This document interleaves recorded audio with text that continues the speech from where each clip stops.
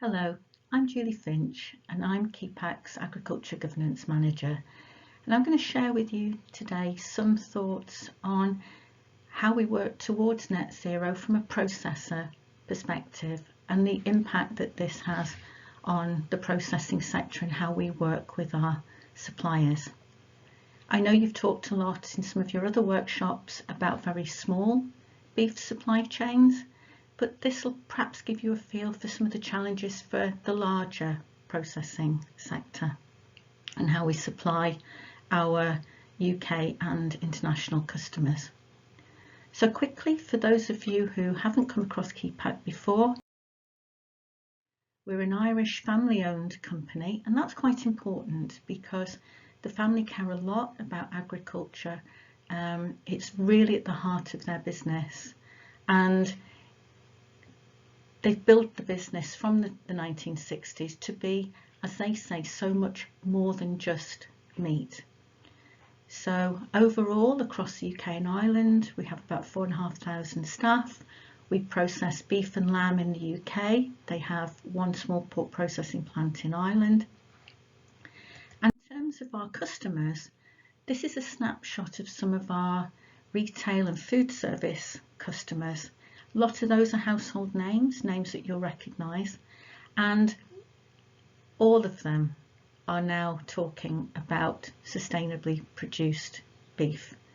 And so you can imagine, in terms of how we have enough evidence to supply each and every one of these, is an interesting challenge in itself. As far as our UK supply is concerned, we process around 250,000 cattle per year. That's 5,000 cattle thereabouts every week. And in our site in Bodmin, just over the border in Cornwall, we process around 15 to 1,800 cattle every week there, mostly from Devon and Cornwall, and a little bit here from around Somerset, Wiltshire and some of the southern counties.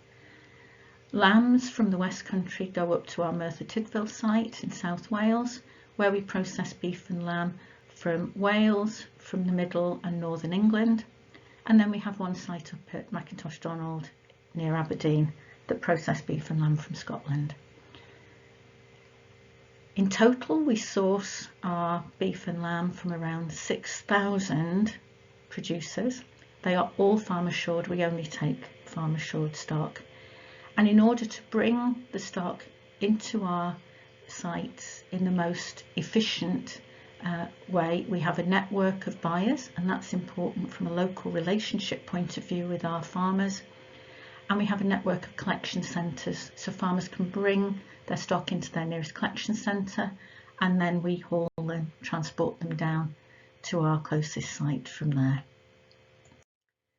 In terms of sustainability, as I say, the family are very, very devoted to sustainability, and we have KEPAC Core, which sits at the heart of the business, and agriculture is right at the centre of that, because unless we have the right stock sourced for our customers, we don't have a business. Unless we can get that livestock, we don't have a business to process on. So our business needs to be sustainable too. And for those of you who are interested, we've just produced our 2021 sustainability report, and I'll have the link to that at the end of the presentation for you. So the challenges for processors as we move towards net zero beef. Our challenge is that we're having to meet our customer demands, and in turn they're responding to the demands of the general public and the people buying meat from their stores or their restaurants. So our customers are demanding more and more evidence that the beef that we supply to them has been sustainably sourced, and they want they want to be able to make robust claims about their meat, which gives us a headache because we have to provide that evidence to them. And we're working with farmers who are already conscious of the quality assurance burden that they have. If anything, our farmers want less paperwork, not more, less data burden, not more.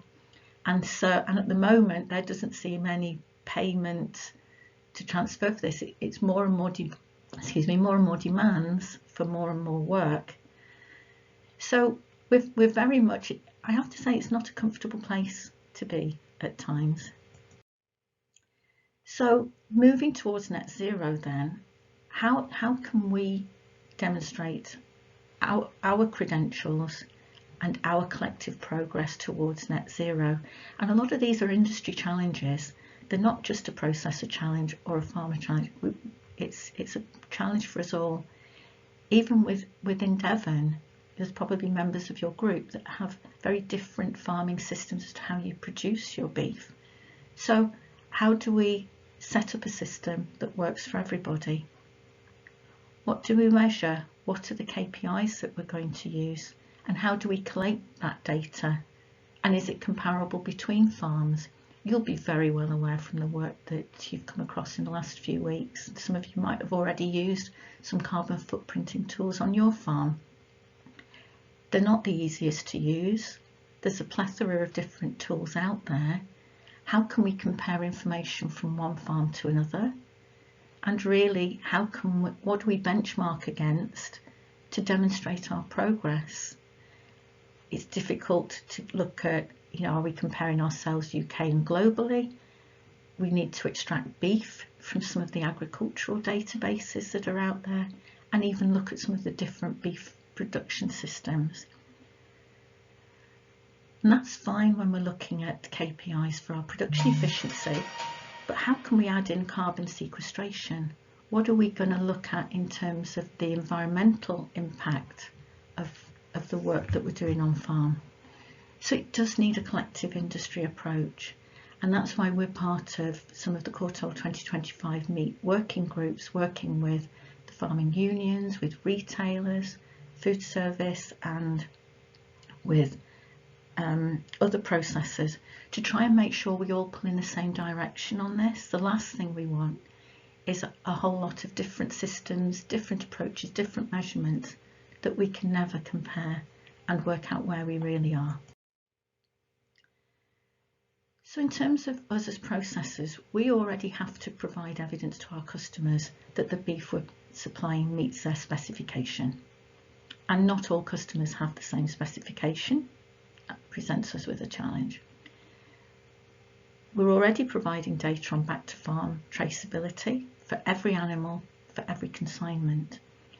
And we have to report on our progress in terms of the outcome measures of the work we do year on year, taking into account information from every supplier. And I know audit's a difficult word for farmers. I can assure you it is no easier when you're a processor, and we have audits and back to farm traces probably most weeks of the year. We have to be audit ready all the time. So in terms of our progress towards net zero and environmental sustainability, we're already being asked questions by those customers. They're already looking at us to supply data on antibiotic and medicine use across our supply chains.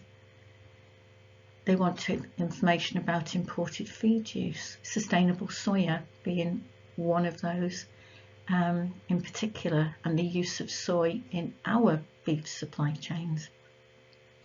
Some of them are already producing environmental questionnaires that our suppliers have to fill in as part of their supply contract. And building into that, we're seeing more and more questions about biodiversity and wildlife. So how do we as a processor gather all of this information from all of our suppliers to pass on to our customers? How are we going to include those environmental measures and information about greenhouse gas emissions? And this is really crystal ball gazing. How do we do this? Do we look to national accreditation?